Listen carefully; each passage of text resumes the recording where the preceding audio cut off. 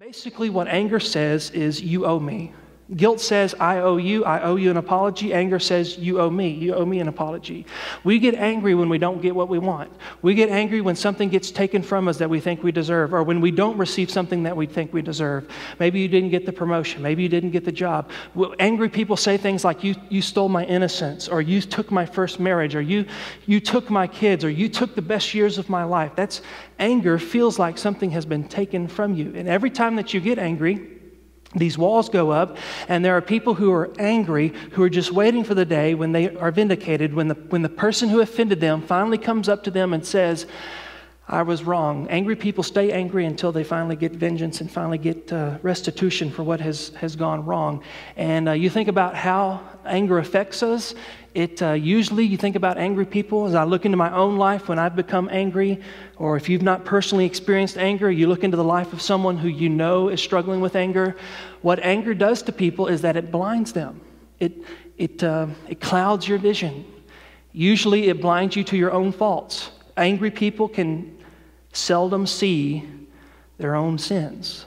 They seldom see what's going on in their own heart. Angry people are usually pretty judgmental, pretty critical. Angry people are very prone to see the sin in someone else, but not so prone to see the sin in themselves. Angry people can sometimes be mean without even trying. You ever meet those people? They're just mean. It's like they don't even try. It just naturally flows out of them. The meanness just oozes. That's what happens when a person is angry.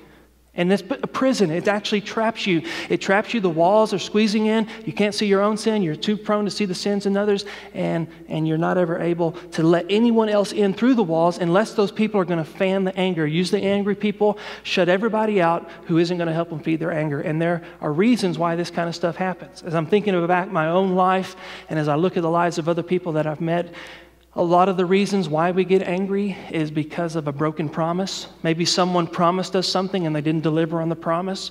You told me that you would be here and then you weren't there. You promised me that we would get married and all you were interested in was the sexual intimacy. You promised me that you were going to give me this promotion and then you gave it to someone else. A broken promise can sometimes create anger. A lot of people.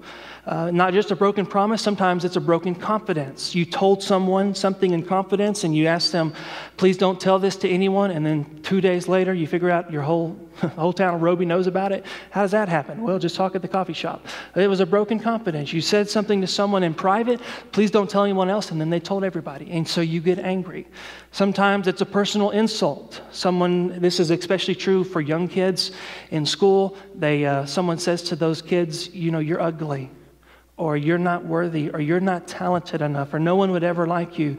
And that personal rejection causes anger. It causes pain. And it's not just for kids. It's also adults.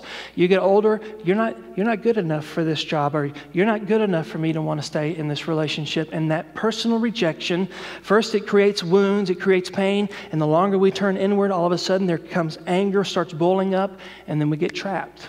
We're trapped by the anger. We're blinded by the anger. Sometimes, especially in the life of a leader or a public politician or someone like that, anyone who has any kind of public platform, one of the reasons that you can get angry is because of false accusations. Someone says about you, someone says about the things that you do or the reasons that you do them, things that are untrue. They assign you motives that you didn't have. They say the reason he does this is because of that, or this person did this, when in reality you didn't do that, you did something totally different, and so you get angry. And so how do you get free from that? Someone who's falsely accused you, or someone who's rejected you, or someone who's broken a promise, or someone who has personally rejected you or broken a confidence? Well, the first step is to understand this basic overarching principle that there is a kind of anger that isn't sinful. That raw emotion, that nuclear energy of your heart, which we would call anger, that it isn't all bad, that there is a kind of anger which is good.